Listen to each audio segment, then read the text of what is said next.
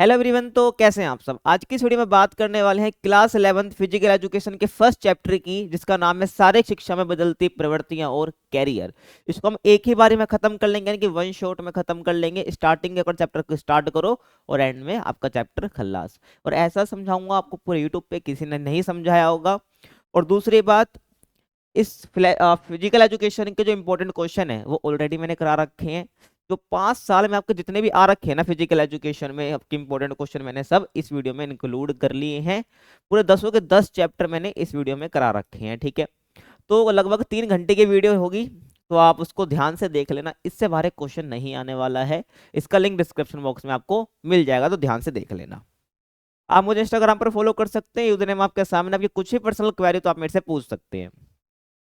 आप हमें टेलीग्राम पर ज्वाइन कर सकते हैं, जिसका नाम है क्लास 11th ESP। यहाँ पर आपको पीडीएफ नोट्स, जितने अपडेट्स, जितने क्वेश्चन पेपर है आपके सब्जेक्ट से रिलेटेड, वो यहाँ पर आपको प्रोवाइड करा दिए जाते हैं, तो आप ज्वाइन कर सकते हैं। तो चैप्टर हम पढ़ रहे हैं भाई शारीरिक शिक्षा में बदलती प्रवृत्तियां और कैरियर। तो एक वर्ड आ रहा है यहाँ पर शारीरिक शिक्षा। तो आपको पहले यही पता होना चाहिए कि शारीरिक शिक्षा क्या है, ठीक है। यानी कि फिजिकल एजुकेशन है क्या, जिसकी बुक का नाम फिजिकल एजुकेशन है, तो आपको मतलब तो पता होना ही चाहिए, ठीक है, कि भाई शारीरिक शिक्षा है क्या। तो शारीरिक शिक्षा यानी कि शारीरिक, जो शरीर से रिलेटेड हो, स्पोर्ट्स से रिलेटेड हो, तो उसको हम कहते हैं भाई फिजिकल एजुकेशन। यानी कि शारीरिक शिक्षा शिक्षा का वह भाग है जिसमें हम स्वास्थ्य, टूर्नामेंट, चोट, यानी कि हमारे शरीर से रिलेटेड जो भी बातें हैं, हमारे जीवन से रिलेटेड जो बातें हैं, उसको हम इंक्लूड करते हैं, उसको हम बोलते हैं भाई फिजिकल एजुकेशन, यानी कि शारीरिक शिक्षा। इसमें हम स्वास्थ्य, खेल, खिलाड़ी, टूर्नामेंट, पोषण, चोट, शरीर और उसमें समाहित हमारा मस्तिष्क, जितने अंग है, उन सब की बात हम करते हैं। तो इसी को हम क्या बोलते हैं भाई, फिजिकल एजुकेशन कहते हैं, ठीक है। अब हम बात करते हैं भाई फिजिकल एजुकेशन के लक्ष्य क्या है, ठीक है।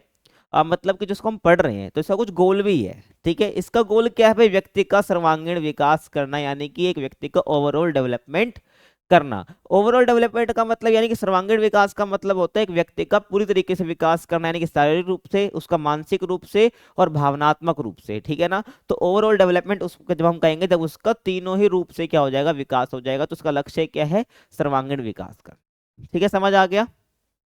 अब इसके उद्देश्य की बात करते हैं। वही शारीरिक शिक्षा हमने देखा, उसके लक्ष्य देखे। अब इसे कुछ उद्देश्य भी है, ठीक है। यानी कि इसको क्यों पढ़ाया जा रहा है। पहला शारीरिक विकास करने के लिए, दूसरा भाई मानसिक विकास करने के लिए, तीसरा सामाजिक तालमेल बैठाने के लिए, भावनात्मक स्थिरता लाने के लिए और आध्यात्मिक विकास करने के लिए, ठीक है। तो ऐसे कुछ उद्देश्य जिसको हम डिटेल में करेंगे, ध्यान रखना। आगे हम बात करते हैं पहले शारीरिक विकास की, यानी कि आपका पहला उद्देश्य क्या है इसका, कि शरीर का विकास करना, ठीक है। तो ध्यान रखना। तो शारीरिक शिक्षा हमारे शारीरिक स्वास्थ्य पर सकारात्मक प्रभाव डालती है, यानी हमारी हेल्थ पर एक पॉजिटिव इम्पैक्ट डालती है, जिसमें हमारा शरीर क्या है, मजबूत, स्वस्थ, पुष्टि शक्ति, गति, लचक, सहन क्षमता, समन्वय के साथ हमारे अंग सही तरीके से कार्य करते हैं। तो फिजिकल एजुकेशन का उद्देश्य क्या है, शारीरिक विकास करना, जिसके अंदर हमारा सहन क्षमता, लचक, गति, ये सब चीज आ जाती है, यानी कि इस पर एक पॉजिटिव इम्पैक्ट डालना। ये क्या है भाई, फिजिकल एजुकेशन का उद्देश्य है पहला, यानी कि शारीरिक विकास करना शारीरिक शिक्षा की मदद से, जिसमें ये सब आ जाता है, ठीक है। समझ आ गया। आगे हम चलते हैं। दूसरा है मानसिक विकास करना, यानी कि हमारे माइंड का विकास करना, ठीक है। आपने देखा होगा ना भाई कि लोग बड़े तो हो जाते हैं, ठीक है, लेकिन उनका मानसिक विकास नहीं हो पाता है।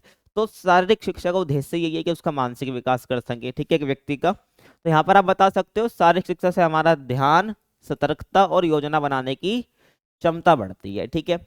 तो शारीरिक शिक्षा से क्या होता है भाई, हमारा ध्यान यानी कि एकाग्रता बढ़ती है, हमारी एक्टिवनेस बढ़ती है यानी कि सतर्कता बढ़ती है, और योजना बनाने की क्षमता बढ़ती है, ठीक है। हम प्लानिंग कर पाते हैं अच्छे से। और ये सब करता कौन है, हमारा माइंड करता है, यानी कि हमारे मानसिक विकास होना बहुत जरूरी है। होगा कैसे, ये शारीरिक शिक्षा से। तो इसका दूसरा उद्देश्य है, ठीक है। और ये पढ़ाई के साथ साथ गतिविधियों का भी ज्ञान देती है, ठीक है भाई। तो शारीरिक शिक्षा है, ये पढ़ाई के साथ साथ हमें फिजिकल एक्टिविटीज भी कराती है, यानी कि पढ़ाई के साथ ही गतिविधियों का भी ज्ञान हमें मिलता है इसके तहत, जिससे हमारी सोचने समझने की शक्ति और मन को अच्छा महसूस कराने वाले हार्मोन जैसे डोपामिन पर सकारात्मक प्रभाव पड़ता है, ठीक है। देखो, जब हम पढ़ रहे होते हैं तो हमें थोड़ा बोरिंग लगता है, जब हम थोड़ा खेल खेल में हम पढ़ रहे होते हैं तो हमको काफी अच्छा लगता है, ठीक है, हमारे शरीर को अच्छा लगता है। तो यही बोला है, तो इससे हमारा क्या भाई सकारात्मक प्रभाव पड़ता है, क्योंकि जो फिजिकल एजुकेशन, जो शारीरिक शिक्षा है, ये पढ़ाई के साथ साथ हमें खेल गतिविधियों का भी ज्ञान देती है, जिससे क्या होता है, हमारा शरीर को और मन को अच्छा महसूस होता है।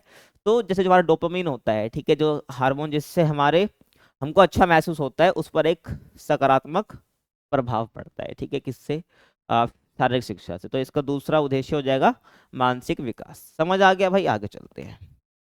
उसके बाद है सामाजिक तालमेल। ठीक है, तो सामाजिक तालमेल मतलब कि भाई समाज में तालमेल बनाकर चलना, बाकी लोगों से एक डिसिप्लिन में रहना। तो ये सब कैसे आता है? ये आता है भाई शारीरिक शिक्षा को पढ़कर। ठीक है, शारीरिक शिक्षा को अपने जीवन में उतार कर। तो मुकाबला और तालमेल खेलों का मुख्य बिंदु है। आपको पता है जब एक व्यक्ति खेल रहा है, ठीक है, तो अपोनेंट से, यार जो उसका अपोजिट खिलाड़ी है उससे उसका मुकाबला हो रहा है। और तालमेल यानी कि अपनी टीम में क्या बना के रखना भाई? तालमेल बना के रखना बाकी मेंबर्स है जो टीम के हैं। तो तालमेल बनाना और मुकाबला, ये खेलों का क्या भाई? एक केंद्र बिंदु है, इसके बिना बातें नहीं होगी, आपको पता है। ठीक है, जिसमें क्या है भाई? अनुशासन, ईमानदारी, समाजीकरण, नेतृत्व जैसे गुणों का एक व्यक्ति में समावेश होता है। यानी कि खेल के माध्यम से क्या होता है? एक व्यक्ति में अनुशासन भी आता है, क्योंकि अगर वो अनुशासन में रहेगा तो वो खेल में हार जाएगा। आपको पता है वो स्पोर्ट्स में को अच्छा परफॉर्म कर ही नहीं पाएगा। तो जब एक, और खेल का संबंध फिजिकल एजुकेशन से, तो जब एक व्यक्ति अनुशासित रहता है, ठीक है, ईमानदारी बनता है, क्योंकि ईमानदार रहना बहुत जरूरी है खेल में। ठीक है, और समाजीकरण का मतलब यहाँ पर क्या हो गया? एक खेल जब व्यक्ति खेलता है तो बाकी लोगों से बात भी करता है, एक मित्रता का भी, एक मतलब मित्र भी बनाता है। ठीक है, तो ये सामाजिक पहलू होते हैं, समाजीकरण इसको हम कहते हैं। तो ये सब खेल, और नेतृत्व की बात कर लो, यानी लीडरशिप भी करता है खेल में, क्योंकि टीम को एक लीडर भी तो होता है। तो ये सब खेलों से जुड़ा हुआ है। ठीक है, समाजीकरण, नेतृत्व, अनुशासन, ईमानदारी, और ये सारा फिजिकल एजुकेशन से जुड़ा हुआ है।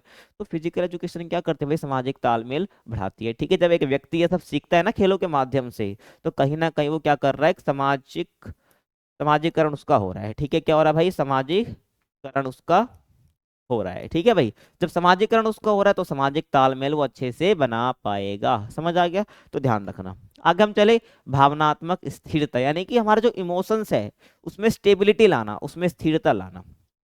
होता क्या है ना कि हमारी एज हो जाती है, हम छोटे से बड़े हो जाते हैं, लेकिन हम एक चीज पे कंट्रोल नहीं कर पाते, वो है हमारे इमोशंस। यानी कि उस भावना, जो हमारी भावना है उसमें स्थिरता नहीं आ पाती है। क्या होता है? कभी हमको पता जीवन में उतार चढ़ाव चढ़ा रहता है, तो ऐसे में हमारे जो इमोशंस पर कंट्रोल करना बहुत जरूरी होता है, उसमें स्थिरता लानी बहुत जरूरी हो जाती है। तो ये कैसे आएगी? शारीरिक शिक्षा की वजह से आएगी। तो ये इसका उद्देश्य हो जाएगा। ठीक है, तो हार जीत, खुशी, धैर्य यानी कि पेशेंस, आक्रमण, प्रेम, भेद, गिरना, उठना इत्यादि शारीरिक शिक्षा में सभी क्या होते हैं? समाहित होते हैं। आपको पता है कि भाई शारीरिक शिक्षा में हार जीत, खुशी, आक्रमण, प्रेम, भय, गिरना, ये सब हम पढ़ते हैं। ठीक है, आपको पता होगा। और ये व्यक्ति क्या है? ये व्यक्ति में स्थिरता और असल जिंदगी में आने वाले उतार चढ़ाव में सकारात्मक और स्थिर रहने की क्षमता विकसित करती है। यानी कि शारीरिक शिक्षा से हम क्या सीखते हैं भाई? कि आने वाली जो सिचुएशन है जीवन में, उसमें कैसे हमें एक स्थिर रहना है। जहाँ पे हंसना है वहीं हंसेंगे, जहाँ पे रोना है वहाँ रोना है। ये कब पता चलेगा? जब आपका जब भावनात्मक विकास होगा, आपके इमोशंस में स्टेबिलिटी आएगी। ठीक है, और कैसे आएगी? फिजिकल एजुकेशन की वजह से आएगी। तो हार हार जीत, खुशी, ये सब आप अब बड़े होते होते सीखते हो। ठीक है, कि हार जीत चलती रहती है, कहाँ कहाँ हमें पेशेंस रखना है, कहाँ हमें शांत रहना है। तो ये सब आपके भावना में स्थिरता आती है। ठीक है, तो जिंदगी में जब उतार चढ़ाव आते हैं तो वहां पर आपको स्थिर रहना होता है, आपकी भावना को स्थिर रहना होता है। तो शारीरिक शिक्षा कहीं ना कहीं वहां पर सकारात्मक प्रभाव डालती है, हमारे क्या है? हमारी क्षमता विकसित करती है हमारी भावना को स्थिर रखने की। ठीक है, समझ आ गया? तो ये आपका हो जाएगा भावनात्मक स्थिरता, ये इसका उद्देश्य है। ठीक है भाई, समझ आ गया? आगे देखो, उसके बाद है आध्यात्मिक विकास। ठीक है, तो आध्यात्मिक विकास में आप ये बता सकते हो भाई, प्रकृति से लगाव, प्रकृति के नियमों के अनुसार कार्य करना, माफी देना, ठीक है, माफी मांगना, शांति, संतोष के साथ, शिष्टाचार के साथ रहना इत्यादि। और शारीरिक शिक्षा के द्वारा उपरोक्त सभी सकारात्मक प्रभाव होते हैं। तो यहाँ पर बेसिकली ये बताया गया भाई कि प्रकृति से लगाव रहना, प्रकृति के नियमों को भाई अनुसार कार्य करना, माफी मांगना, माफी देना। तो सब ये कहाँ न कहीं हमारे फिजिकल एजुकेशन से जुड़े होते हैं। ठीक है, मतलब कि इन सभी के साथ हमको एक व्यक्ति में होने चाहिए। सारे क्या है भाई? ये सारे शिष्टाचार हैं। ठीक है, जो कि एक व्यक्ति को फॉलो करने चाहिए। ठीक है, और सभी शिष्टाचार कैसे आते हैं? ये शारीरिक शिक्षा के द्वारा आते हैं। ठीक है, तो शारीरिक शिक्षा के द्वारा जितने भी ये सकारात्मक प्रभाव इस पर डाला जाता है, मतलब कि सब सारे शिष्टाचारों का विकास करा जाता है एक व्यक्ति में। ठीक है, कि प्रकृति से लगाव होना चाहिए, जितने भी प्रकृति के नियम हैं उसको मानना चाहिए। कोई हार जाता है तो उसको, भाई कोई गलती कर देता है तो उसको माफी देना, कोई गलती तुमसे हो जाती है तो उसको माफी मांगना, शांति होना यानी पेशेंस होना, और संतोष भी होना। ठीक है, सेटिस्फेक्शन भी होना चाहिए। तो जितने भी शिष्टाचार हैं ये सब क्या है? शारीरिक शिक्षा के द्वारा विकसित होते हैं। समझ आ गया? तो आध्यात्मिक विकास करना क्या इसका उद्देश्य हो जाएगा? शारीरिक शिक्षा का। समझ आ गया भाई? तो ये हमारा पूरा टॉपिक था, जो कि आपका पहला टॉपिक है। ठीक है भाई, कि शारीरिक शिक्षा क्या है, इसके लक्ष्य और इसके उद्देश्य। समझ आ गया? तो ये आपका फर्स्ट टॉपिक यहाँ पर खत्म हो जाता है। समझ आया? समझ आ गया? कुछ नहीं है, बहुत आसान है भाई। फिजिकल एजुकेशन क्या है मैंने बता दिया, इसके उद्देश्य क्या बता दिया। अब सेकंड टॉपिक जो आपका आता है ना, वो है भारत में शारीरिक शिक्षा का विकास स्वतंत्रता के पश्चात। ठीक है, यानी कि आफ्टर इंडिपेंडेंस, यानी कि स्वतंत्रता के बाद भारत में शारीरिक शिक्षा का विकास कैसे हुआ है, फिजिकल एजुकेशन का विकास किस तरीके से हुआ है, आपको ये बताना है। ठीक है भाई, देखो, तो आपको पता है हमारा जो भारत है वो 1947 में आज़ाद हो गया था। ठीक है, 1947 में आज़ाद हो गया था, यानी कि इसके बाद क्या क्या डेवलपमेंट हुए हैं इस फील्ड में, वैसे के लिए आपको बताना है। तो 1948 में भारत सरकार द्वारा क्या ताराचंद समिति की स्थापना की गई। तो ध्यान रखना भाई, 1947 में आज़ाद होता है, 1948 में भारत सरकार के द्वारा ताराचंद समिति की स्थापना करी जाती है। और इस समिति ने, कौन सी समिति ने, ताराचंद समिति ने भारत में खेलों के स्तर में केंद्रीय शारीरिक शिक्षा और मनोरंजन संस्थान की स्थापना सुधार लाने के लिए अनुशंसा करी। यानी कि भाई जो ताराचंद समिति है, इसने क्या करा, शारीरिक शिक्षा और मनोरंजन संस्थान की स्थापना के लिए और सुधार करने के लिए इन चीजों में इसकी अनुशंसा की। ठीक है भाई, किससे, गवर्नमेंट से। समझ आ गया, इस समिति ने। और आगे मैं बात करूं 1950 यानी कि 1950, आपको ध्यान रखना है सिस्टमेटिक तरीके से कैसे कैसे विकास हुआ है, क्या क्या डेवलपमेंट हुए, क्वेश्चन आ सकता है आपके एग्जाम में। तो 1950 में शारीरिक शिक्षा से संबंधित मामलों के लिए केंद्रीय शारीरिक शिक्षा सलाहकार यानी कि परामर्शी बोर्ड बनाया गया। तो 1950 में केंद्रीय शारीरिक शिक्षा सलाहकार बोर्ड बनाया गया, जो कि जितने भी फिजिकल एजुकेशन से रिलेटेड मामले हैं उसको वो देखेंगे। और पहले इसके बाद, ठीक है, ये परामर्शी बोर्ड बनाया गया 1950 में शारीरिक शिक्षा के लिए। उसके बाद प्रथम एशियाई खेल 1951 में हुए, कहाँ पर हुए, नई दिल्ली में। ठीक है भाई, फर्स्ट एशियाई खेल 1951 में होते हैं, लगभग एक साल बाद 1950 के न्यू दिल्ली में। ओके, और इस आयोजन से क्या हुआ, भारतीय युवा अंतर्राष्ट्रीय स्तर पर खेलों में भाग लेने के लिए भाई प्रेरित होते हैं। देखो, आजाद हुए लगभग 4 साल ही हुए, 47 में आजाद हो गया, लगभग 4 साल। ठीक है, 48, 49, 50, 51, मतलब कि 4 साल हो गए। तो क्या होता है भाई, एशियाई खेल होते हैं न्यू दिल्ली में। तो इससे जो भारत के युवा है, ठीक है ना, यानी कि जो यूथ है भारत का, उनको क्या अंतर्राष्ट्रीय स्तर पर खेलों में भाग लेने के लिए प्रोत्साहित मिला। ठीक है ना, एशियाई खेलों तो बाकी कंट्री के लोग भी इसमें आए होंगे, तो ध्यान रखना। तो इसमें क्या, जो भारत के लोग हैं उनको क्या है, जो युवा है बेसिकली, उनको क्या है यहाँ पर पार्टिसिपेट करने का मौका मिला। ठीक है, आगे देखो, उसके बाद 1954 में, ठीक है, 1954 में अखिल भारतीय खेल परिषद की स्थापना होती है। क्यों होती है, बेसिकली पैसे से रिलेटेड। ठीक है ना भाई, जितने भी आर्थिक मामले हैं उसकी मध्यस्थता भी तो करनी है, किसके बीच में, सरकार के बीच में। ठीक है, और राष्ट्रीय खेल के जितने भी संघ हैं जो कि खेल से संबंधित जो निर्णय लेते हैं, तो भाई जो महासंघ बने हैं, जितने भी ये ऑर्गेनाइजेशन बनी है, ठीक है, तो उनको चलाने के लिए पैसे की जरूरत भी पड़ेगी। ठीक है, तो इन ऑर्गेनाइजेशन और जो गवर्नमेंट है, इनके बीच में जितने भी आर्थिक मामलों की मध्यस्थता कौन करेगा, ये करेगा अखिल भारतीय खेल परिषद। ठीक है, तो 1954 में अखिल भारतीय खेल परिषद की वही स्थापना होती है, जो कि क्या विभिन्न राष्ट्रीय महासंघों के मध्य आर्थिक मामलों में क्या करेगी, मध्यस्थता के लिए की गई थी इसकी स्थापना। ठीक है भाई, सरकार के बीच में, तो ये समझ लो आप, यहाँ भाई सरकार और यहाँ पर बाकी महासंघ, ठीक है, जो कि खेलों से संबंधित है,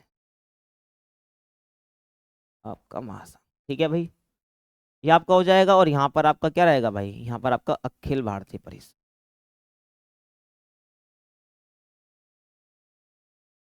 ठीक है भाई, तो ये आपको ध्यान रखना है, ये आपका हो जाएगा। समझ आ गया, ये हो गया। उसके बाद 1957 में, 1957 में मध्य प्रदेश के ग्वालियर में लक्ष्मीबाई राष्ट्रीय शारीरिक शिक्षा संस्थान बनाया जाता है। तो 1957 का हो गया। उसके बाद 57, लगभग 3 साल बाद क्या होता है भाई, ग्वालियर में एक बनाया जाता है लक्ष्मीबाई राष्ट्रीय शारीरिक शिक्षा संस्थान बनाया जाता है। देख लो कैसे अब धीरे धीरे क्या हो रहे हैं भाई, फिजिकल एजुकेशन से रिलेटेड संस्थान बनाए जा रहे हैं। और ऐसे करके देखना, आगे जाके जो आप पढ़ रहे हो ना फिजिकल एजुकेशन, इसको भी जोड़ा जाता है स्कूल में, कंपलसरी कर जाता है एज ए एडिशनल सब्जेक्ट। ठीक है, वो अभी आगे दे रखा है, तो ये डेवलपमेंट ही है। उसके बाद विभिन्न खेलों में योग्य प्रशिक्षकों की उपलब्धता के लिए, अब कोई भी स्पोर्ट्स है उसके लिए कोच की जरूरत होती है, एक प्रशिक्षक की जरूरत होती है, ट्रेनर की जरूरत होती है। तो योग्य प्रशिक्षकों की उपलब्धता के लिए 1961 में क्या बनाया गया, राष्ट्रीय खेल संस्थान एनआईएस की स्थापना की गई। कहां पर, मोती बाग और पटियाला में। ठीक है भाई। तो देखो कोई भी बहुत सारे स्पोर्ट्स होते हैं उसमें ट्रेनर की जरूरत पड़ती है, वो हमें खिलाड़ियों को ट्रेन करने के लिए। तो उन कोच की, उन ट्रेनरों की उपलब्धता हो, ठीक है, तो जितने भी योग्य प्रशिक्षक हैं उनकी उपलब्धता के लिए एनआईएस यानी कि राष्ट्रीय खेल संस्थान बनाया जाता है, ताकि क्या है, खेलों से संबंधित जो ट्रेनर है वो उपलब्ध कराए जा सकें। और कहाँ कहाँ पे स्थापना की गई इनकी? एक मोती बाग में और एक पटियाला में। समझ आ गया? ठीक है, आगे चलते हैं। भारत में क्या एशियाई खेलों के आयोजन में 1982 में देश में खेलों की बुनियादी सुविधा में वृद्धि होती है। क्या बोला गया है कि भारत में एशियाई खेलों के आयोजन से, मतलब आपको पता है कि भाई मैंने बताया था कि 54 में हुए थे, ठीक है, 51 में, ठीक है, 1951 में हुए थे एशियाई खेल, ठीक है। तो उसके बाद 1942 में, मतलब सॉरी 1982 में क्या हुआ, देश के जितने भी खेल हैं उनमें इंफ्रास्ट्रक्चर कह लो, खेलों से संबंधित या बुनियादी सुविधाओं में, फैसिलिटीज में वृद्धि होने लग जाती है, ठीक है। और इसी को चलते 1984 में, 1984 में क्या होता है, भारतीय खेल प्राधिकरण यानी कि SAI, ठीक है ना, यानी कि स्पोर्ट्स अथॉरिटी ऑफ इंडिया, ठीक है, भारतीय खेल प्राधिकरण की स्थापना की गई, ठीक है, जिसका कार्य क्या था भाई, खेलों के दुनिया में ढांचे व सुविधाओं का विकास करना भाई, ठीक है। तो 1984 में SAI यानी साई की स्थापना की जाती है, भारतीय खेल प्राधिकरण, जिसका कार्य क्या था भाई, खेल के दुनिया में ढांचे हैं और जो सुविधाओं का रख रखाव करना, मतलब कि बेसिकली मैं कहूँ तो खेल संबंधित जो ढांचे हैं उनके रख रखाव करना, उनको विकसित करना, सुविधाओं को देख रेख करना। तो ये बेसिकली इसका काम है, किसका? साई का। तो इसकी स्थापना की जाती है। समझ आ गया? आगे चलते हैं। उसके बाद 2010 में दिल्ली में क्या भाई, राष्ट्रमंडल खेल आयोजन किया गया, ठीक है भाई, राष्ट्रमंडल खेलों का आयोजन किया गया। और 2018 में केंद्रीय माध्यमिक शिक्षा बोर्ड यानी कि CBSE ने, ठीक है, तो आपका बोर्ड है, ठीक है, इसने क्या करा भाई, शारीरिक शिक्षा को 9th से लेकर 12th तक, 9th से लेकर 12th तक जो है क्लासेस में इसको अनिवार्य कर दिया, यानी कि इसको पढ़ाया ही जाना है, ठीक है। जब भी आप 11th 12th में फिजिकल एजुकेशन आप पढ़ रहे हो, ठीक है। आपने देखा होगा बच्चों ने चाहे साइंस ले रखे हो, कॉमर्स ले रखे हो, आर्ट्स ले रखे हो, लेकिन फिजिकल एजुकेशन तीनों को पढ़ना ही पढ़ना है, ठीक है। 2010 में क्या है, खेलो दिल्ली में राष्ट्रमंडल खेलों का आयोजन होता है। बाकी 2018 में आपका जो CBSE है वो 9th से लेकर 12th तक, 9th और 10th में भी होता है फिजिकल एजुकेशन, ध्यान रखना। वो बात आपके स्कूल में नहीं होगा लेकिन होता है, ठीक है। 9th से लेकर 12th तक इस सब्जेक्ट को अनिवार्य कर दे, ताकि बच्चे क्या है, सारी शिक्षा को पढ़े। तो हमने देखा भाई इंडिपेंडेंस के बाद से क्या क्या डेवलपमेंट हुए हैं, एशियाई खेल हुए, ठीक है, आर्थिक मामले से रिलेटेड अखिल भारतीय परिषद बनाई गई, साई की स्थापना की गई, खेलों के रख रखाव के लिए, ढांचे में सुधार करने के लिए। तो ये सब आपको ध्यान रखना है कि कैसे कैसे शारीरिक शिक्षा का विकास होता है, ठीक है। आगे चलते हैं। अब हम बात करते हैं भाई खेलों में बदलती प्रवृत्तियां, ठीक है। खेल चैप्टर का नाम है ना भाई, बदलती प्रवृत्तियां और कैरियर, तो कैरियर वाला पोर्शन अभी आगे है, तो बदलती प्रवृत्तियां वाला आपका पोर्शन है इसमें, ठीक है। तो आपका टॉपिक है, तो बदलती प्रवृत्तियों से मतलब क्या है कि खेल जब खेले जाते थे ना, स्पोर्ट्स जब खेले जाते थे, तो पहले किसी और तरीके से खेले जाते थे। उसमें पहले कोई और कह लो खेल उपकरण का यूज होता था, किसी और तरह की पोशाक पहने जाती थी, अपने शरीर को बचाने के लिए कोई बॉल वगैरह लगना लग जाए तो उसमें कुछ और चीज पहनी जाती थी, ठीक है, रक्षा करी जाती थी अपनी खुद की। लेकिन अब उसमें धीरे धीरे कुछ चेंजेस आए हैं, ठीक है, टेक्नोलॉजी में चेंज आए हैं। तो उन सब की बात हम करने वाले हैं, ध्यान रखना। तो इसी को हम बोलते हैं खेलों में बदलती प्रवृत्ति है, यानी खेलों से संबंधित जो भी है उसमें कैसे परिवर्तन आए हैं, ठीक है, समझ आ गया। आगे चलते हैं। तो पहले हम बात करेंगे भाई खेल सतह की, यानी कि जिस पर खेल रहे हैं जो सतह है उसमें क्या परिवर्तन आए हैं, ठीक है ना। तो देखो दो तरह की सतह होती हैं, एक प्राकृतिक सतह यानी नेचुरल जो है आपका सरफेस है, और एक कृत्रिम सतह यानी कि आर्टिफिशियल सरफेस जो कि इंसानों द्वारा डेवलप किया गया है, ठीक है। कृत्रिम सतह दो तरह की होती है। प्राकृतिक सतह की बात करूँ इसमें भाई आपका मिट्टी आ जाएगा, ठीक है, मिट्टी का आपने देखा होगा ना, इसमें कबड्डी वगैरह खेलते हो तो मिट्टी मिट्टी आ जाएगा, घास आ जाएगा और लकड़ी का मैदान आ जाएगा। तो ये प्राकृतिक सतह हो जाती हैं। और कृत्रिम सतह क्या होती है, इसमें सिंथेटिक घास आपकी आ जाएगी, यानी कि घास के जनरली जनरली भाई आर्टिफिशियली इंसानों द्वारा बना ली गई हो, ठीक है, जो कि क्या है, एक प्राकृतिक जो घास होती है, ठीक है, उससे अलग होती है। ध्यान रखना, इसे आपको दिखाऊं, ये देखो, ठीक है, आपको दिख रहा होगा, ठीक है, जो यहाँ पर इस ग्राउंड में है ना, ये सिंथेटिक घास है, ठीक है, ये सिंथेटिक घास है, यानी कि आर्टिफिशियली बनाई गई है। उसके बाद यहाँ पर आपका मैट आ जाएगा भाई, ठीक है, सिंथेटिक ट्रैक आ जाएगा, डामर आ जाएगा, सिंडर ट्रैक आ जाएगा। तो ये सब क्या है, आपका कृत्रिम सतह होती है। आपको ये सब के बारे में बस समझ लेना है कि आप कृत्रिम सतह क्या में क्या क्या आ जाता है और आपका प्राकृतिक सतह में क्या क्या आ जाता है। क्वेश्चन आपका यहाँ से नहीं बनेगा, क्वेश्चन आपका आगे बनेगा कि भाई प्राकृतिक सतह और कृत्रिम सतह में अंतर स्पष्ट करो, तो आगे आपको बता दूंगा, ठीक है ना भाई। खेल सतह आपको समझ आ गया, दो तरह की होती हैं, इसमें क्या क्या आ जाता है, ठीक है। बाकी कृत्रिम घास की मैं बात करूं, यानी कि सिंथेटिक घास की मैं बात करूं, ठीक है, तो ये 1966 में, कब, 1966 में पहली बार क्या भाई आपका एस्ट्रोडेम टेक्सास, यानी कि जो कि यूएस में है, उपयोग में लाई गई थी। ध्यान रखना भाई, यानी कि 1966 में पहली बार जो है कृत्रिम घास का यूज किया गया था यूएस के अंदर। और सिंथेटिक घास, मैट इत्यादि के महत्व व फायदों को देखते हुए आज हर खेल की वैधानिक संघ समिति द्वारा ये मान्यता प्राप्त है। यानी कि जो सिंथेटिक घास है, जो मैट है, इनका बहुत एक इम्पोर्टेंस है, ठीक है। तो जितने भी खेल से संबंधित हमारे संघ है, ठीक है, वैधानिक संघ है, उन्होंने क्या है, इन सबको मान्यता दे रखी है, ठीक है। ध्यान रखना, ये नहीं कि भाई सिंथेटिक घास का यूज कर रहे थे वो मान्यता उनको नहीं मिल रखी है, नहीं, जितने भी संघ है, ठीक है, उन सब ने ही क्या है, जितने भी सिंथेटिक घास है, मैट है, कह लो कृत्रिम सतह हैं, उनको मान्यता दे रखी है भाई। समझ आ गया, तो इतना भी ध्यान रखना है आपको। अब यहाँ पर एक डिफरेंस की बात हम कर लेते हैं कि दोनों के बीच में क्या डिफरेंस है, प्राकृतिक और आपका कृत्रिम के बीच में कौन ज्यादा फायदेमंद है। अगर मैं स्थायित्व की बात करूं, मतलब ये कौन कितना चलेगा, ठीक है ना, मतलब कि प्राकृतिक सत्य और एक कृत्रिम है। तो स्थायित्व की बात करूं तो कम समय के लिए, यानी कि जो प्राकृतिक सत्य होती है उसको बहुत बार मेंटेन करके रखना होता है, यानी कि कम समय के लिए चलती है, ठीक है, प्राकृतिक सत्य, यानी स्थायित्व उसका कम है। बाकी कृत्रिम की बात करूं तो एक डिफरेंस है दोनों के बीच में, ठीक है। लेकिन कृत्रिम की बात करूं, कृत्रिम सतह अधिक समय के लिए उसका स्थायित्व रहता है। समझ आ गया, यानी कि लंबे समय तक चलती है। उसके बाद प्राकृतिक की बात करूं, अगर प्राकृतिक सतह है उसकी रखरखाव की लागत कितनी आती है, ज्यादा आती है, ठीक है, लेकिन कृत्रिम की कम आती है, ठीक है भाई। तो प्राकृतिक जो सतह है उसमें भाई रखरखाव बार बार करना पड़ता है, ठीक है, उसकी लागत भी ज्यादा आती है। लेकिन कृत्रिम को भाई एक बार बना दिया, यानी आर्टिफिशियल एक बार बना दिया, ठीक है, सतह बना दी, सरफेस बना दिया, उसके बाद क्या है, उसकी रखरखाव इतनी नहीं करनी पड़ती, ठीक है, किसी प्राकृतिक सतह के मुकाबले। उसके बाद जल निकास की बात करूं, यानी कि उस जगह से जो प्राकृतिक सतह है वहां से जल निकास निकाले, जल निकासी का मतलब है वहां से जल निकालना, ठीक है, उससे तो काफी मुश्किल है, यानी कि जटिल है। लेकिन कृत्रिम की बात करूं, यानी कि आर्टिफिशियल की बात करूं, आर्टिफिशियल जो बनाया गया है, ठीक है भाई, सरफेस, तो उसमें काफी सरल है भाई, जल निकालना है, जल निकास करना। उसके बाद पानी की जरूरत की बात करूं, यानी कि प्राकृतिक जो आपकी सतह है उसमें पानी की जरूरत अधिक होती है। और आपका से बात करूं, आपका सिंथेटिक कह लो, कृत्रिम कह लो, तो यहाँ पर कम चाहिए होती है, ठीक है। कृत्रिम यानी आपका आर्टिफिशियल, ठीक है भाई, ध्यान रखना। तो इसमें कम की जरूरत होती है, किसकी भाई, पानी की जरूरत, ठीक है भाई। लेकिन ऐसे मैं बात जनरली बात करूं, मिट्टी है, अगर आपका प्राकृतिक सतह है वो, मिट्टी में कितने बार पानी की जरूरत पड़ती है आपको इजीली पता है। लेकिन मैं सिंथेटिक घास की बात कर लूँ, इन सब की जो ये कृत्रिम सतह है, यहाँ पर पानी की जरूरत नहीं है, ध्यान रखना। उपयोग की बात करते हैं, अगर हम प्राकृतिक सतह पर स्पोर्ट्स वगैरह खेलते हैं तो उसको क्या है, विराम की जरूरत होती है।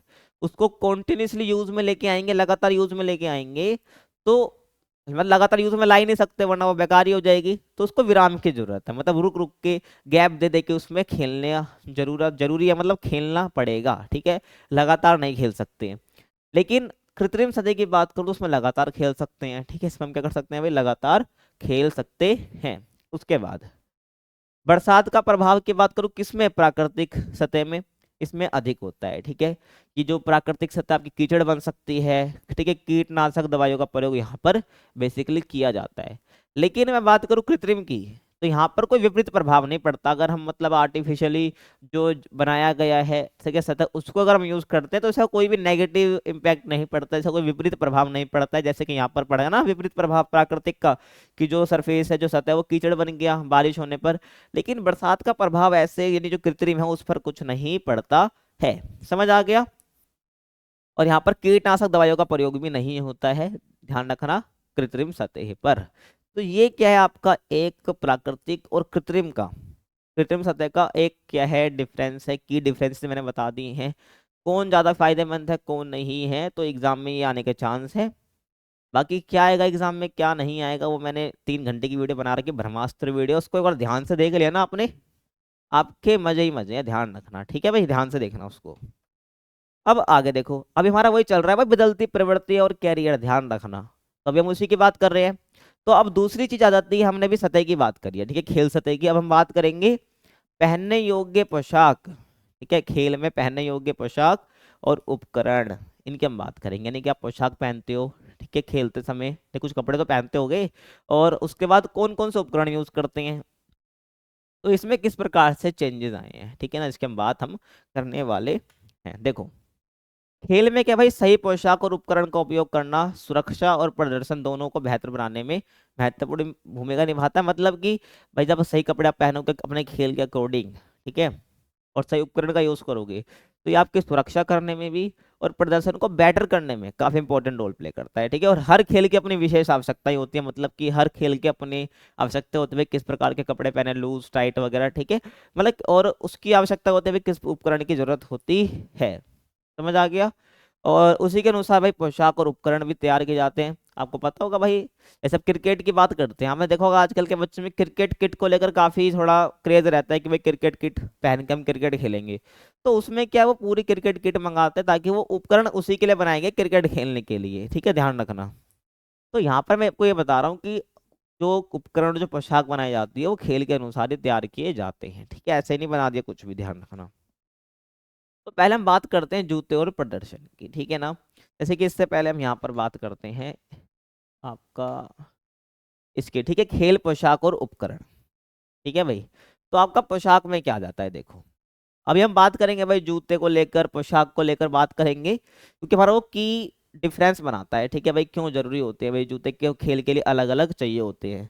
आगे कुछ आपके मैं बता देता हूँ भाई कौन कौन से खेल पोशाक और उपकरण आपके होते हैं। देखो पहले अगर मैं पोशाक की बात करूँ, ठीक है, तो आपका जूते, लियोटार्ड, ठीक है, लियोटार्ड मतलब होते हैं टाइट कपड़े, ठीक है भाई, कैप, टोपी, टी शर्ट, ट्रैक पैंट्स हो गया आपका, कलाई का पट्टा हो गया, माथे का पट्टा हो गया, तो ये आपके क्या है भाई पोशाक में आ जाएगा। उसके बाद रक्षात्मक की बात करो, यानी जिससे आपका शरीर का बचाव होता है, जिसमें आपका हेलमेट आ जाएगा, दस्ताने आ जाएंगे, माउथ गार्ड आ जाएगा, पिंडली रक्षक आ जाएगा आपका, ठीक है, पिंडली को बचाने के लिए कोहनी रक्षक आ जाएगा, छाती गार्ड आ जाएगा। तो ये कुछ चीजें हैं जो कि आपको पहननी होती हैं, ठीक है, खेलते वक्त अपने स्पोर्ट्स के अकॉर्डिंग। तो ये कुछ रक्षात्मक पोशाक कह लो, ठीक है, ये आपके पोशाक हो गई। उसके बाद आपका तकनीक, ठीक है, इसको तो हम आगे बात करेंगे तकनीक की, लेकिन अभी देख लो तकनीक में आपका स्मार्ट घड़ी आ जाता है, धड़कन ट्रैकर यानी कि हार्ट बीट ट्रैक करने वाला आ जाता है आपका, कैलोरी ट्रैकर आपने कितनी कैलोरी बर्न करी ये सब आ जाता है आपका, और क्रिया ट्रैकर आपने कितना काम किया। तो ये सब आपका तकनीक में आ जाता है, क्योंकि अब जैसे कि सिक्स 6G आने वाला हो रहा है, ठीक है, वैसे तो 5G आ गया, 6G की भी तैयारी होने वाली है। तो 6G के जमाने में खेल में भी तो बदलाव हो रहे हैं, खेल में भी विकास हो रहे हैं, तभी तो ये सब आ गया है, ठीक है। तो खेल तकनीक की बात हम आगे करेंगे, अभी हम बात करें बेसिकली खेल पोशाक की बात हम कर रहे हैं और उपकरण की, ठीक है। तो यहाँ तक आपको समझ आ गया, आप पीछे वापस चलते हैं, गाड़ी को पीछे घुमाते हैं अपनी वापस, इसका हमने कर लिया। तब ये देखो जूते और प्रदर्शन, यानी कि जूते का संबंध होता है कहीं ना कहीं आपके परफॉर्मेंस से, जैसे जूते वैसे परफॉर्मेंस, ठीक है, पता चल रहा है। ऐसे खेल खेलो जिसमें भाई पकड़ बनाना बहुत जरूरत है, जबकि जरूरी है जमीन से लेकर, लेकिन आपने जूते ऐसे पहन ले कि आप आगे जाके गिर गए, ठीक है। तो ऐसे ही जूते बनाए जाते हैं स्पोर्ट्स के अकॉर्डिंग, ध्यान रखना। तो शरीर के जूते पहनकर क्रिकेट खेलना न केवल मुश्किल है बल्कि खेल का मजा भी कम कर देता है, ठीक है। मतलब कि बोला गया है कि जो शूटर है, ठीक है ना भाई, शूटर के जूते पहनकर अगर आप क्रिकेट खेलोगे, ऐसे जूते भाई जो शूटर पहनते हैं, ठीक है, शूटर के लिए बनाए गए हैं, तो शूटर के जूते पहनकर क्रिकेट खेलना मुश्किल भी है, और खेल का जो मजा आएगा वो भी नहीं आएगा, है ना भाई, खेल का मजा भी कम कर देता है। तो जो जूते क्रिकेट के लिए बने हैं वो क्रिकेट के जूते पहनने चाहिए, मतलब स्पोर्ट्स के लिए बने हैं। शूटर के जूते पहनोगे, किसी और स्पोर्ट्स के जूते पहनोगे जो कि बने ही नहीं है आपके स्पोर्ट्स के लिए, आपके गेम के लिए, तो आपका वो मजा भी कम कर देगा, और आप खेल में आपको मजा भी नहीं आएगा, और मुश्किल भी कर देगा आपका खेलना, ठीक है। उसके बाद एथलेटिक्स और क्रिकेट के जूतों में स्पाइक्स होते हैं, ठीक है भाई, जितने भी क्रिकेट के जूते हो गए, ठीक है, जितने एथलेटिक्स के जूते हो गए, उसमें स्पाइक्स जो कि बेहतर पकड़ प्रदान करते हैं, ठीक है। स्पाइक्स आप समझ सकते हो, ये ठीक है, आप नीचे देख रहे हो जूतों के, ये इसको आप स्पाइक समझ सकते हो, जो कि जूते के नीचे निकल रहे होते हैं, जो कि एक बेहतर पकड़ बनाते हैं आपकी किससे, जमीन से, ठीक है भाई, ध्यान रखना। जमीन से आपकी बेहतर पकड़ बना के रखते हैं। तो स्पाइक्स होते हैं जो कि क्या आपको एक बेहतर पकड़ बना प्रदान करते हैं, नहीं देते हैं, क्योंकि आपको पता है भाई क्रिकेट हो गया ये सब और बाकी इसमें दौड़ने वाला थोड़ा भागना आपको होता है, तो वहां पर आपके जूतों में स्पाइक्स होना बहुत जरूरी। पता चल रहा है आप गिर गए, आपके स्पाइक्स नहीं है, तो इसलिए पहले ही जो आपके जिस स्पोर्ट्स के अकॉर्डिंग आपके जूते बनाए जाते हैं वो इसी को देखकर बनाए जाते हैं कि वो स्पोर्ट्स कैसे खेला जाता है। अगर कुछ भागने वाला है तो उसमें दौड़ना होता है, तो वहां पर आपके स्पाइक्स जरूर होंगे, क्योंकि पता है आपको गिरने का डर ना रहे ना, इसलिए ताकि आपकी जमीन से पकड़ रहे, ध्यान रखना। तो ये आपका हो जाएगा भाई जूते और प्रदर्शन, ठीक है। आगे चलते हैं। उसके बाद बास्केटबॉल के जूतों में हाई एंकल सपोर्ट होता है, ठीक है। जबकि बास्केटबॉल के जूते होते हैं, मतलब जो बास्केटबॉल के लिए बनाया जाता है उसमें एंकल सपोर्ट होता है, ठीक है, जिससे जो टखने हैं ना उसकी चोटों से बचा जाता है। तो जो जूते होते हैं भाई वो एंकल सपोर्ट देते हैं, ठीक है, जिसके जो टखने हैं वो बच जाते हैं, चोट नहीं लगती है। और उसके बाद टेनिस और बैडमिंटन के जूते कम घर्षण वाले होते हैं भाई, ठीक है। जबकि टेनिस हो गया, आपका जो बैडमिंटन हो गया, उसके जूते कैसे होते हैं, कम घर्षण वाले होते हैं।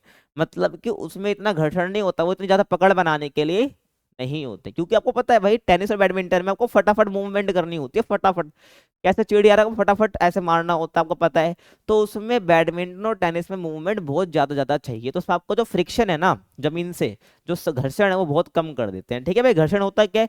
दो सतह के संपर्क में आने वाला फोर्स, ठीक है, यानी कि इसको घर्षण कहते हैं। तो ये मान लो ये जूता यहाँ पर है और ये आपकी जमीन हो गई, तो इस जमीन में आपका जो ये घर्षण बल है ज्यादा ना लगे, तो इसलिए क्या करा जाता है, यहाँ पर कम घर्षण वाले या बिना स्पाइक्स वाले जूते बनाए जाते हैं, ताकि आपकी जमीन से पकड़ कम बने, आप इजिली मूवमेंट फास्ट फास्ट कर सको, ठीक है। तो घर्षण क्या है? दो सतह के कम संपर्क में आने से लगने वाला बल होता है।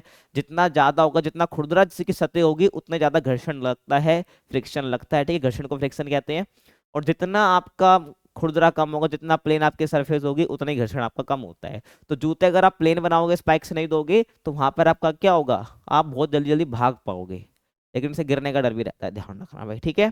तो ये आपका हो जाएगा। तो आपका टेनिस और बैडमिंटन वाले जूते होते हैं वो कम घर्षण वाले होते हैं, जिससे तेज और सटीक मूवमेंट संभव हो पाती है, मतलब कि तेज और आप सटीक मूवमेंट यानी कर पाते हैं, यानी भाग पाते हैं, समझ आ गया। आगे चलते हैं। उसके बाद खेल विशिष्ट पोशाक, यानी कि जैसा खेल वैसे कपड़े, जैसे खेल वैसी पोशाक, ठीक है। तो जिम्नास्ट को क्या भाई लचीलेपन और सुरक्षा के लिए टाइट लियोटार्ड पहनने की जरूरत होती है। लियोटार्ड क्या हो गया, नहीं टाइट कपड़े, ठीक है ना भाई, लियोटार्ड क्या हो गया, टाइट कपड़े। तो जिम्नास्ट को क्या भाई लचीलेपन और सुरक्षा के लिए टाइट लियोटार्ड यानी कि टाइट कपड़े पहनने की जरूरत होती है, ठीक है भाई। जैसे कि ये जिम्नास्ट है, ठीक है, तो इसने देखो कि टाइट कपड़े पहन रखे हैं, ठीक है भाई।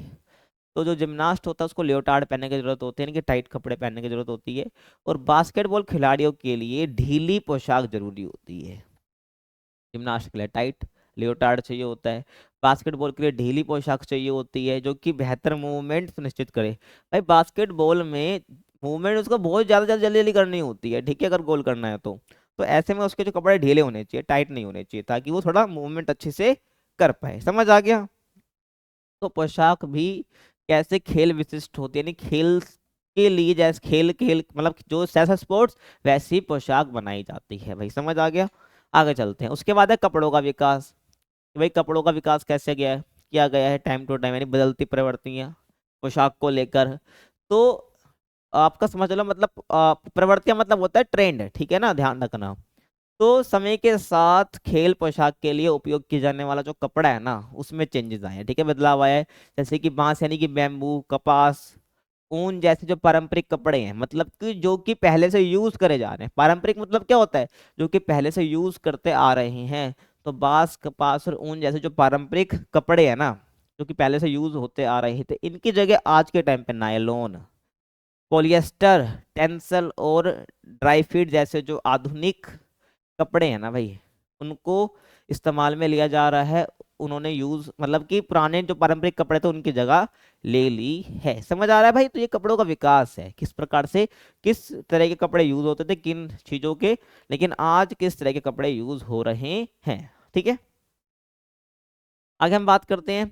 ये आधुनिक कपड़े क्या भाई आरामदायक भी होते हैं, टिकाऊ भी होते हैं और प्रदर्शन को बेहतर भी बनाते हैं, यानी कि परफॉर्मेंस आपको बेहतर भी बनाते हैं। साथ ही और मौसम और खेल की आवश्यकता के अनुकूल भी है, यानी कि जैसा खेल जैसा मौसम वैसे ही ये कपड़े, यानी कि उसी के अनुकूल भी है, उसको अडेप्ट भी कर लिया इन कपड़ों ने, ठीक है, समझ आ गया, ये आपको ध्यान रखना है। आगे चलते हैं, ये मैंने बता ही दिया आपको, ठीक है। अब हम बात करते हैं खेल उपकरण और तकनीक की। बेसिकली मैं बात करूंगा तकनीकी विकास की, ठीक है ना। वैसे खेल उपकरण बात कर लेते हैं, लेकिन बता चुका हूँ, ठीक है। तो खेल उपकरण वैसे आपका आ क्या जाता है, ठीक है। वैसे जो खेल से संबंधित जितने भी इक्विपमेंट्स है वो उपकरण होते हैं आपके, जिसमें आपका गेंद आ जाएगा, गोल पोस्ट आ जाएगा, विकेट आ जाएगी, आपका रैकेट आ जाएगा, बैट आ जाएगा, मैट आ जाएगा, जाल आ जाएगा। मतलब कि ये तो बहुत कम है। जितने तरह के स्पोर्ट्स है उसमें यूज होने वाला जो सामान है वो आपका खेल उपकरण में आ जाता है, ठीक है, समझ आ गया। उसके बाद प्रशिक्षण उपकरण, यानी कि जो आपको ट्रेनिंग के वक्त चाहिए होता है ऐसा उपकरण, ठीक है ना, जिसमें आपका आ जाएगा भाई रस्सा, ट्रेडमिल, डंबल, चीन अप बार, ठीक है, ये आ जाएगा आपका। आपको इन सब के बारे में इतना जानना नहीं, बस आपको देखना है भाई खेल उपकरण में क्या आ जाता है, ठीक है, प्रशिक्षण में आपका क्या आ जाता है।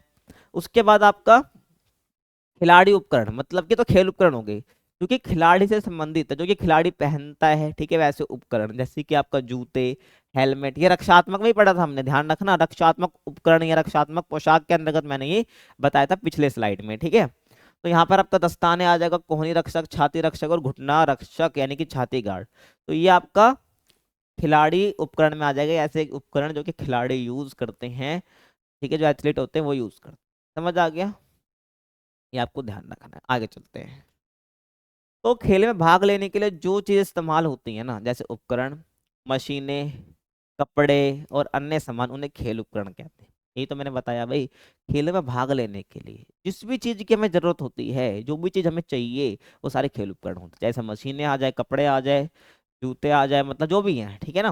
अब आप बोलोगे जो पीछे मैंने पोशाक पढ़ी तो वो क्या खेल उपकरण है? हाँ भाई बिल्कुल खेल उपकरण वो है, ठीक है। आगे हम चले।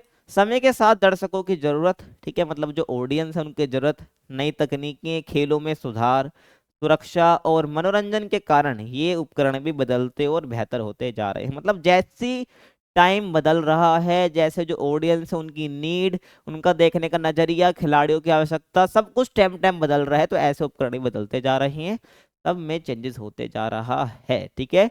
सुरक्षा, सुधार, मनोरंजन, जरूरत, नई टेक्नोलॉजी को देखते हुए, अडेप्ट करते हुए, तो क्या उपकरण, पोशाक, सब में बदलाव आ रहा है, जो कि आपको समझ आ गया होगा, ठीक है भाई। कोई दिक्कत आ रही तो कमेंट कर देना, ठीक है। आगे चलते हैं।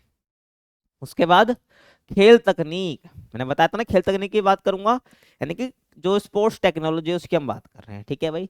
यानी कि किस प्रकार की तकनीक में चेंजेस आया है खेल से संबंधित। आपको पता है जो वर्ल्ड है भाई वो 6G तकनीक की तरफ बढ़ रहा है, ठीक है। 5G तो लगभग हो ही गया हर जगह। और इस प्रकार का खेल भी क्या नई तकनीकों से अछूते नहीं है, मतलब कि पीछे नहीं है, कि भाई जो खेल में कोई डेवलपमेंट ही नहीं हो रहा है, तो खेल तकनीक में भी क्या विकास हो रहा है, ठीक है, ध्यान रखना। आगे चलते हैं। तो तकनीकों में नवीनता आने से सही निर्णय, प्रदर्शन बढ़ोतरी, विरोधी खिलाड़ियों का मूल्यांकन, रणनीति बनाने में सहायक उपकरणों का आविष्कार, डोपिंग जांच, ठीक है ना भाई। डोपिंग आपका 10th चैप्टर में आपके इस बुक का। डोपिंग बेसिकली समझ सकते हो भाई, अपने परफॉर्मेंस को बढ़ाने के लिए कुछ हम गतिविधि कर लेते हैं, कुछ ऐसी एक्टिविटीज कर लेते हैं, या कुछ ऐसी दवाई, नशीले पदार्थ यूज कर लेते हैं जिससे हमारे परफॉर्मेंस बढ़ जाए, तो उसको हम डोपिंग कहते हैं, ठीक है। जो कि क्या है, बैन कर रखा है स्पोर्ट्स अथॉरिटीज ने, ध्यान रखना। तो डोपिंग की जांच, दिव्यांग खिलाड़ियों की सहायता व प्रसारण जो है करना है, मतलब जो खेल खेला जा रहा है उसका प्रसारण, ये सब अधिक क्या हो गया, सुगम हो गए हैं, यानी कि आसान हो गए हैं और सुलभ रूप से बढ़े हैं। कुछ समझ नहीं आया, ये बोला गया है भाई। जैसे तकनीक में नवीनता आ रही है, यानी नवाचार आ रहा है टेक्नोलॉजी में, टेक्नोलॉजी दिन पे दिन चेंज होते जा रही है, उसमें नयापन आते जा रहा है। तो इससे क्या हो गया, नई निर्णय ले पा रहे हैं, नई मतलब कि नए नए सही निर्णय ले पा रहे हैं, प्रदर्शन में बढ़ोतरी हो रही है, जो विरोधी खिलाड़ी है उसका मूल्यांकन इजिली कर पा रहे हैं, रणनीति सही बना पा रहे हैं, ठीक है, उपकरणों का विस्तार हो पा रहा है, डोपिंग की जांच हो जाती है, दिव्यांग खिलाड़ियों की अच्छे से, दिव्यांग जो खिलाड़ी है उनकी अच्छे से सहायता भी हो जाती है, और इजीली हम टेलीकास्ट यानी कि प्रसारण भी इजीली कर पाते हैं। ये सब किस लिए हुआ है, टेक्नोलॉजी में नवीनता के कारण, ठीक है, जो ये नया अपना है उसकी वजह से ये हो रहा है। समझ आ गया, आगे चलते हैं। अब टेक्नोलॉजी एडवांसमेंट एग्जाम्पल है, ठीक है, मतलब कि कुछ जो टेक्नोलॉजी में क्या क्या एडवांसमेंट्स आए हैं, तो यहाँ पर उसकी बात की गई है, ठीक है। कुछ एग्जांपल आप देख सकते हो, मैंने बता दिया वैसे पीछे। तो जैसे कि यहाँ पर आर्टिफिशियल इंटेलिजेंस आज के टाइम पे बहुत चल रहा है, ठीक है, स्मार्ट बेल्स इन क्रिकेट, ठीक है, स्नीको एज डिटेक्टर, होकाई, तो ये कुछ है भाई, जैसे GPS ट्रैकर हो गया, ठीक है, प्लेयर एंड गेम ग्राफिक्स, तो ये आज के टाइम पे यूज होते हैं, जो कि टेक्नोलॉजी बढ़ी है खेलों से रिलेटेड। ठीक है, ध्यान रखना, तो इसको आप पढ़ सकते हो। समझ आ गया। आगे चलते हैं। अब शारीरिक शिक्षा में करियर विकल्प, या कह लो कि फिजिकल एजुकेशन में क्या क्या करियर ऑप्शन है। ठीक है ना, शारीरिक शिक्षा में करियर विकल्प, जो कि एक इम्पोर्टेंट टॉपिक भी है। ठीक है, ध्यान रखना कि अगर फिजिकल एजुकेशन हमने पढ़ी है तो क्या आप कोई करियर बना सकते हो इसमें? हाँ, जरूर बना सकते हो। ठीक है, तो इसी की हम बात करेंगे, इंपॉर्टेंट टॉपिक है, ध्यान रखना। तो शारीरिक शिक्षा का करियर बनाने में बहुत इंपॉर्टेंट महत्व है, ध्यान रखना, बहुत महत्व है। अब ये ना केवल स्वास्थ्य सुधारने में मदद करता है भाई, हम तो सोचते हैं भाई फिजिकल एजुकेशन यानी कि शरीर, यानी कि हेल्थ, भाई इसमें सब कुछ आता है। ठीक है, ध्यान रखना, मैंने आपको स्टार्टिंग में बताया है। तो ये ना केवल स्वास्थ्य सुधारने में मदद करता है, बल्कि इससे जुड़े कई करियर भी बन सकते हैं, जिसके बारे में हम बात करेंगे। ठीक है, और कुछ करियर सीधे शारीरिक शिक्षा से जुड़े होते हैं, मतलब कि डायरेक्ट वो फिजिकल एजुकेशन से जुड़े होते हैं। ठीक है, जैसे कि आपका शिक्षक बन जाओ, फिजिकल एजुकेशन के कोच बन जाओ, खेल अधिकारी बन जाओ, भाई उपकरण बनाने वाला बन जाओ, जो पर्टिकुलर गेम के क्रिकेट से रिलेटेड उपकरण बना रहे हो तो उपकरण बनाने वाले बन जाओ, इक्विपमेंट बनाने वाले यानी खिलाड़ी बन जाओ, मतलब खेल ही खेलने लग जाओ, सबसे बढ़िया है ना भाई। प्रशासक बन जाओ, ठीक है, और फिटनेस ट्रेनर बन जाओ। तो ये क्या है, आपके कुछ डायरेक्ट कुछ करियर ऑप्शन है जो कि आप बन सकते हो फिजिकल एजुकेशन से, यानी कि शारीरिक शिक्षा से। आगे चलते हैं। इसके अलावा भाई शारीरिक शिक्षा से कई अन्य क्षेत्रों में भी मदद मिलती है, ध्यान रखना, जैसे कि सेना, डॉक्टर, इंजीनियर, वैज्ञानिक, पायलट आदि। कैसे, वही बता रहा हूँ। ठीक है, यानी कि फिजिकल एजुकेशन से आपको अन्य क्षेत्रों में भी फायदा मिलता है। ठीक है, खिलाड़ी जो होते हैं ना, मैं देखो फिजिकल एजुकेशन मतलब खिलाड़ी, ठीक है, ध्यान रखना, क्योंकि ये कहीं ना कहीं इसलिए आपको छूट जाती है। तो खिलाड़ियों के लिए क्या होता है, कुछ नौकरियों में खास कोटा और आयु में छूट भी दे दी जाती है। तो जैसे कि आपका जो सेना, डॉक्टर, इंजीनियर कुछ ही हो गए ना आपका, तो इसमें भी आपको क्या कुछ मदद मिलती है। बाकी खिलाड़ियों के लिए ना कुछ नौकरियों में कुछ खास कोटा छोड़ा जाता है कि भाई पर्टिकुलर कोई एथलीट है ना, तो उसके लिए हम क्या कर देंगे, एक रिजर्व कर देंगे सीट, या कुछ छूट कर देंगे। ठीक है, उसको इजीली नौकरी मिल जाती है, कुछ उसकी एज में छूट कर देंगे, नहीं आयु में छूट कर दी जाती है। मान लो कि कोई एक ए पोस्ट है, ए पोस्ट है, उसमें अधिकतम आयु 30 साल से ऊपर नहीं लेंगे, लेकिन एक एथलीट है वो 35 साल का है, उसको मिल जाएगी जो 30 वाली। ठीक है ना, 30 लास्ट है, लेकिन एथलीट है तो उसके लिए कुछ स्पेशल छूट है ना, वो 35 साल का, लेकिन उसको जॉब मिल जाएगी, ध्यान रखना। तो ये स्पेशल कोटा होता है। तो ये आपको समझ आ गया। ठीक है, आगे चलते हैं। तो ये क्या है, आप कुछ और क्या है, आपके प्रोफेशंस हैं जो कि फिजिकल एजुकेशन से रिलेटेड है, फिजिकल एजुकेशन के तहत आप कर सकते हैं। जैसे कि यहाँ पर एक आध बता देता हूँ, आप बाकी स्लाइड दे दूंगा, आपको पढ़ लेना। ठीक है ना, जैसे कि इन टीचिंग सेक्टर में, ऐसे कि जो आपका पढ़ाई से रिलेटेड है, टीचिंग सेक्टर में आप प्राइमरी लेवल पर पढ़ा सकते हो, जैसे कि इंस्ट्रक्टर बन सकते हो, टीचर बन सकते हो। मिडिल एज में, मतलब मिडिल जो आपका प्राइमरी के बाद आता है उसमें पढ़ा सकते हो, टीचर। ठीक है, डेमोन्स्ट्रेटर के लेवल पर आप पढ़ा सकते हो। सेकेंडरी लेवल पर यानी कि भाई 11 12 के लिए आप लेक्चरर बन सकते हो, अपने स्कूल में होगा ना फिजिकल एजुकेशन का टीचर, वो लेक्चरर है। ठीक है, तो आप ये बन सकते हो। यूनिवर्सिटी लेवल पर आप पढ़ा सकते हो। ठीक है, आप खुद का क्या भी प्रोफेशनल इंस्टीट्यूट खोल सकते हो जो खेल से रिलेटेड। तो ठीक है, आप ये ध्यान रखना, ये आप कर सकते हो। उसके बाद आपका भाई इन ट्रेनिंग सेक्टर आप कोच बन सकते हो, तो ये सब बातें हैं। ठीक है, उसके बाद भाई हेल्थ फिटनेस रिलेटेड सेक्टर में आप देखो, ये कैटेगरी हो गई, तो यहाँ पर आप ये सब बना सकते हो। ठीक है, बन सकते हो। वैसे ही आपका परफॉर्मेंस रिलेटेड सेक्टर आ जाएगा तो आप ये कर सकते हो। और ऐसे आपका मीडिया सेक्टर में आप भाई स्पोर्ट्स जर्नलिज्म कर सकते हो। तो ये सब बहुत सारे हैं। ठीक है ना भाई, वैसे पीछे जो मैंने पढ़ा दिए, एग्जाम में आए तो ना लिख सकते हो, बाकी आपकी नॉलेज के लिए मैंने बता दिया, टेबल मैंने आपको दे दिए जिसको आप पढ़ सकते हो इसलिए। ठीक है, ध्यान रखना, इसमें कोई समझाने वाली चीज है नहीं, इसलिए आप इसको पढ़ सकते हो। अब आगे हम बात करते हैं खेलो इंडिया कार्यक्रम। ठीक है, ये बहुत इंपॉर्टेंट है, ध्यान रखना भाई कि जो खेलो इंडिया कार्यक्रम है वो है क्या। एक और है खेलो आपका फिट इंडिया मूवमेंट। ठीक है ना, तो उसके बाद भी हम करेंगे खेलो इंडिया कार्यक्रम और फिट इंडिया कार्यक्रम है, फिट इंडिया मूवमेंट, उसकी हम बात करेंगे। तो खेलो इंडिया कार्यक्रम की बात करूं तो खेलो इंडिया कार्यक्रम क्या बेसिकली जो इंडियन गवर्नमेंट है, जो भारत सरकार है, उसके द्वारा बेसिकली राष्ट्रीय स्तर पर यानी कि नेशनल लेवल जो है, यानी कि इंडिया में जो नेशनल लेवल पर खेलों के विकास के लिए शुरू किया गया है बेसिकली। ठीक है, ध्यान रखना।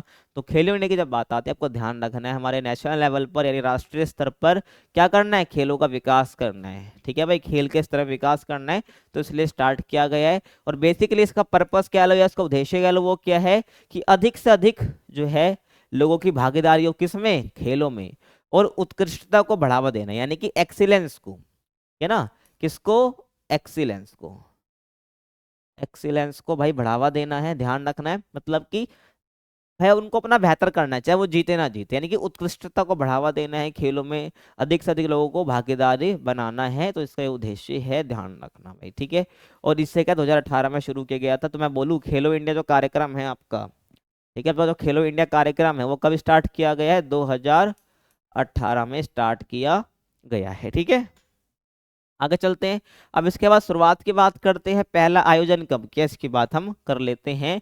तो पहली बार 2018 में खेलो इंडिया कार्यक्रम जो है, खेलो इंडिया गेम्स कह लो, का जो आयोजन है वो दिल्ली में हुआ था। तो मैं बोलूँ भाई पहला आयोजन कब हुआ, मतलब कि पहला आयोजन कब हुआ, दिल्ली में हुआ। ठीक है भाई, ध्यान रखना, दिल्ली में हुआ, जिसमें छात्रों ने 16 खेलों में, कितने, 16 स्पोर्ट्स में, 16 खेलों में 209 स्वर्ण पदकों के लिए प्रतिस्पर्धा करी। कितने के लिए भाई, कितने भाई, टोटल 16 गेम्स थे। ठीक है, 16 गेम्स थे टोटल, और कितने मेडल थे, 209। इतने मेडलों के लिए क्या करा भाई, पार्टिसिपेट करा, कह लो कि कंपटीशन लड़ा, प्रतिस्पर्धा करी। और इस खेलों का प्रसारण जो है ना, जो ये खेले गए खेलो इंडिया कार्यक्रम में, तो इनका प्रसारण जो राष्ट्रीय और अंतर्राष्ट्रीय खेल चैनलों, जैसे कि मतलब कि नेशनल और इंटरनेशनल जो चैनल्स होते हैं स्पोर्ट्स के, वहां पर इसका प्रसारण किया गया। जैसे कि एग्जांपल के लिए स्टार स्पोर्ट्स पर किया गया। ठीक है, ध्यान रखना। तो स्टार स्पोर्ट्स एक चैनल है ना स्पोर्ट्स का, तो वो ध्यान रखना जब आप क्रिकेट वगैरह देखते हो, तो यहाँ पर इसका प्रसारण किया गया था। और खिलाड़ियों के लिए सभी अंतर्राष्ट्रीय सुविधाएं उपलब्ध कराई गई। ठीक है, जो जिन्होंने इसमें पार्टिसिपेट करा था, तो उनके लिए इंटरनेशनल लेवल की जो फैसिलिटीज होती हैं, सुविधाएं होती हैं, वो उनको उपलब्ध कराई गई। ठीक है भाई, आगे चलते हैं। उसके बाद नाम में बदलाव हुआ इसके कुछ। ठीक है, तो उसकी हम बात कर लेते हैं। खेलो इंडिया कार्यक्रम का नाम चेंज हुआ। तो इससे पहले क्या खेलो इंडिया स्कूल गेम्स कहा जाता था। ठीक है, लेकिन अब इसे खेलो इंडिया यूथ गेम्स के नाम से जाना जाता है। ठीक है, तो खेलो इंडिया स्कूल गेम्स, ठीक है, क्या कहा जाता था, खेलो इंडिया कार्यक्रम है ना ये, तो इसको बोला जाता था खेलो इंडिया स्कूल गेम्स, यानी KISG। लेकिन अब इसे खेलो इंडिया यूथ गेम्स यानी KIYG यानी खेलो इंडिया यूथ गेम्स का कहा जाता है, के नाम से जाना जाता है। समझ आ गया भाई, आगे चलते हैं। श्रेणियों की बात करूं, इसमें 17 साल से कम उम्र के स्कूली छात्र इसमें पार्टिसिपेट कर सकते हैं। ठीक है, यानी स्कूल का जो बच्चा है वो 17 साल से कम, 17 साल से कम का ही होता है, तो वो इसमें पार्टिसिपेट कर सकते हैं। और इस यूनिवर्सिटी लेवल के लोग इसमें शामिल हो सकते हैं, यानी कि 21 साल से कम उम्र के कॉलेज के छात्र, यानी कि वो कॉलेज में पढ़ता है, 21 साल से कम उम्र के बच्चे और 17 साल से कम उम्र के स्कूली छात्र इसमें पार्टिसिपेट कर सकते हैं। ठीक है, वो श्रेणियां बन जाती है। छात्रवृत्ति की बात करूं, यानी कि स्कॉलरशिप की बात करूं, कि इसमें जो खेलो इंडिया कार्यक्रम के तहत कुछ स्कॉलरशिप भी दी जाती है, तो उसकी हम बात कर लेते हैं। देखो, जो चयनित खेलों और खिलाड़ियों को, ठीक है, जो चयनित खेल है, मतलब कि जो जिन जिन खेलों को भाई चुना गया है कि ये खेले जाएंगे, और खिलाड़ियों को अंतर्राष्ट्रीय खेल प्रतियोगिताओं की तैयारी के लिए 8 वर्षों तक, देखो, चयनित खेल मतलब कि कुछ खिलाड़ी खेलो इंडिया में खेला उन्होंने। ठीक है, उसके बाद पर्टिकुलर खेल के भाई इस खेल के लिए खिलाड़ी आगे जाएगा, तो उसको अंतर्राष्ट्रीय स्तर पर अपने भारत को रिप्रेजेंट करने के लिए, या खेल प्रतियोगिता जो अंतर्राष्ट्रीय स्तर पर होती है, इंटरनेशनली होती है, उसकी तैयारी के लिए 8 वर्षों तक, कितना भाई, 8 सालों तक। ठीक है, 8 वर्षों के लिए हर साल 5 लाख रुपए, यानी कि लगभग आपका $7,000 हो जाता है, उसकी छात्रवृत्ति प्रदान की जाती है। जो चयनित खिलाड़ी है उनको क्या है, 8 साल तक क्या है, अपने इंटरनेशनली जो कॉम्पिटिशन्स होते हैं, खेल होते हैं, उनके लिए उनको भाई 5 लाख रुपए मिलेंगे। ध्यान रखना, हर साल 8 सालों के लिए जो तैयारी कर रहे हैं। ठीक है, उनको छात्रवृत्ति स्कॉलरशिप दी जाती है। और ये कार्यक्रम क्या है, बेसिकली खेल प्रतिभा, खेल जितनी भी खेल प्रतिभाएं हैं, जो खिलाड़ी के अंदर जो प्रतिभाएं हैं खेल से रिलेटेड, उनको खोजने और उन्हें अंतर्राष्ट्रीय स्तर पर तैयार करने में मदद करता है, यानी कि भारत जो है ना वो इंटरनेशनल रिप्रेजेंट हो पाए। ठीक है, उस पर्टिकुलर स्पोर्ट्स में। तो ये क्या है, बेसिकली एक कार्यक्रम जो खेल प्रतियोगिताओं को, एक जितने भी खेल प्रतिभाएं उनको जानना और उन अंतर्राष्ट्रीय स्तर के लिए तैयार करने में मदद करता है, खेलो इंडिया कार्यक्रम, भाई समझ आ रहा है तुम्हें? ठीक है, ये ध्यान रखना। आगे हम बात करते हैं फिट इंडिया कार्यक्रम की, और ये लास्ट टॉपिक है, ध्यान रखना। तो देखो भाई, फिट इंडिया कार्यक्रम की शुरुआत क्या है, 19 अगस्त 2019। कब हुई भाई? 29 अगस्त, ठीक है ना? कब हुई? 29 अगस्त को, ठीक है, 29 अगस्त 2019 को माननीय हमारे जो प्राइम मिनिस्टर है भाई, श्री नरेंद्र मोदी, उनके द्वारा की गई थी, ठीक है। और इसका उद्देश्य क्या है? फिटनेस को हमारे दैनिक जीवन का अभिन्न हिस्सा बनाना है, ठीक है भाई। तो क्या बनाना है भाई? इसका उद्देश्य क्या है फिट इंडिया कार्यक्रम का, फिट इंडिया मूवमेंट का, कि जो फिटनेस है ना, इसको हमारे जो डेली लाइफ स्टाइल है, जो दैनिक जीवन है, उसका एक अभिन्न हिस्सा बनाना है, ठीक है ना? ध्यान रखना भाई, समझ आ गया? उसके बाद इस अभियान का, ठीक है ना, इस अभियान का मिशन क्या है, ठीक है, इस मूवमेंट का मिशन क्या है, कि जो लोगों की आदतों में बदलाव लाना है, मैंने फिटनेस की तरफ बढ़ना है ना, तो उनकी जो हैबिट्स है उसमें बदलाव लाना है, सीधी सी बात है। और उन्हें एक शारीरिक रूप से सक्रिय जीवन शैली की ओर प्रेरित करना है, यानी कि शारीरिक रूप से एक एक्टिव जीवन शैली हो, निष्क्रिय जीवन शैली उनकी ना हो, मतलब कि एक एक्टिव व्यक्ति वो बने, ठीक है, शारीरिक रूप से, यानी किसी भी काम को झटपट से कर दे, ठीक है। तो शारीरिक रूप से सक्रिय जीवन शैली की ओर प्रेरित करना है, ठीक है, समझ आ गया? उद्देश्य की बात कर देते हैं भाई, ठीक है। वैसे तो बता दिया है, ठीक है, यही सब आगे बताना है कि भाई फिट इंडिया कार्यक्रम है क्या, मूवमेंट है क्या ये, और इसमें क्या उद्देश्य क्या है, तब स्टार्ट किया गया। तो फिटनेस को आसान बनाना है, ठीक है, मजेदार बनाना है और निःशुल्क बनाना है। पहला तो ये हो गया भाई, फिटनेस को आसान बनाना है, मजेदार बनाना है, निःशुल्क बनाना है, मतलब कोई पैसा नहीं लगाना है इसके पीछे। और फिटनेस और शारीरिक गतिविधियों के बारे में जागरूकता फैलानी है कि भाई फिटनेस क्या होती है, फिटनेस क्यों जरूरी है, शारीरिक गतिविधि जितनी फिजिकल एक्टिविटीज होती है उनके बारे में जागरूकता फैलाना इस फिट इंडिया मूवमेंट का काम है, ठीक है। स्थानीय पारंपरिक खेलों को प्रोत्साहित करना, मतलब कि जो स्थानीय लेवल पर जो हमारे पारंपरिक खेल है, जो चले आ रही हैं, ठीक है, खेले जाते रहे हैं, उनको प्रोत्साहित करना, उनके बारे में लोगों को बताना, ये हो जाएगा आपका। और फिटनेस को हर स्कूल, कॉलेज, विश्वविद्यालय, पंचायत और गांव तक पहुंचाना है, ठीक है भाई। जो फिटनेस है उसका, जो फिटनेस का जो कंसेप्ट है, उसको स्कूल, कॉलेज, विश्वविद्यालय, यूनिवर्सिटी, पंचायत और गांव तक पहुंचाना है, ताकि लोग जान पाए इसके बारे में। और भारतीय नागरिकों के लिए एक ऐसा मंच बनाना जहां वे फिटनेस से जुड़ी जानकारी साझा कर सके, मतलब कि ऐसा एक जगह, ऐसी एक मंच बनाना है जहां पर जो फिटनेस से जुड़ी जितनी बातें हैं वो इन्फॉर्मेशन को शेयर कर सके और जागरूकता बढ़ा सके, ठीक है भाई, समझ आया? ये क्या इसके उद्देश्य है।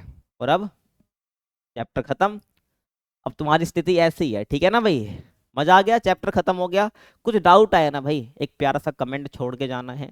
कुछ समझ नहीं आया है तो भाई कमेंट कर देना, कमेंट में समझा दिया जाएगा, या वीडियो को दोबारा देख लेना, ठीक है। बाकी वीडियो पसंद आई हो तो भाई वीडियो को लाइक कर सकते हो, चैनल को सब्सक्राइब कर लो। मिलते हैं आपसे अगले वीडियो में, तब तक के लिए कीप वॉचिंग।